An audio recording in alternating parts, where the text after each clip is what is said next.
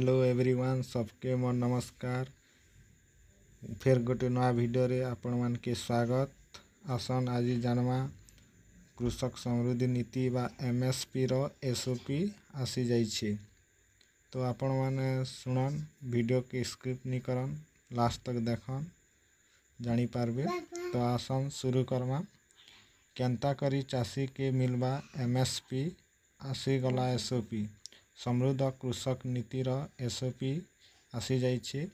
BJP सरकार ओडिशा रे सरकार गठन कला परे प्रथम कैबिनेट रे चाषी धान क्विंटाल 3100 टंका बजेट रे बिल पास करिसेंती एवं 3100 टंका रु राज्य सरकार 800 टंका बोनस आकार रे देबे।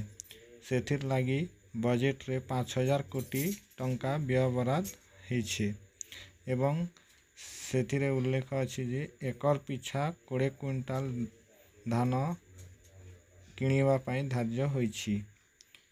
समृद्ध कृषक नीति एसओपी रे उल्लेख अछि जे योजनार ना कृषक समृद्धि नीति 2024-25 खरीफ ऋतु रे लागू हेबो। समस्त 30 जिल्लार चाषी हेबे उपकृत।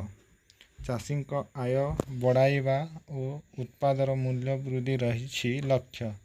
चाषी सामाजिक आर्थिक विकास रे सहायता करिबा, उन्नत मानर बिहन सार और कीटनाशक जोगाइबा, नूतन ज्ञान कौशल जोगाई चाषी को लाभदायक करिबा योजनार मुख्य लक्ष्य। एवं एथिरे केउ माने जोड़ी हेबे आसंतु जानिबा। क्षुद्र नाममात्र और भाग चाषी ठारू एमएसपी रे धान किणिबे सरकार। एथिपाई फूड ओडिशा पोर्टल रे पंजीकरण करा जाई अछि। एथिरु केउ माने बात पड़बे सेटा भी टिके सुनि नियन।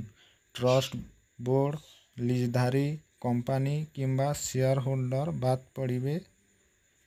स्टेट कॉर्पोरेशन लिमिटेड एवं केउ माने एथिरु लाभदायक हेबे सुनंतु। स्टेट कॉर्पोरेशन लिमिटेड रु बिहन किणुथिले योजना रे शामिल हेबे।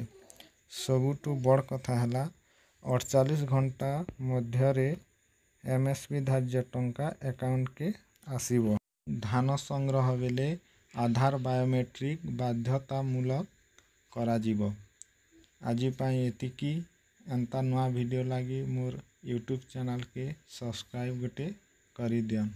जुहार।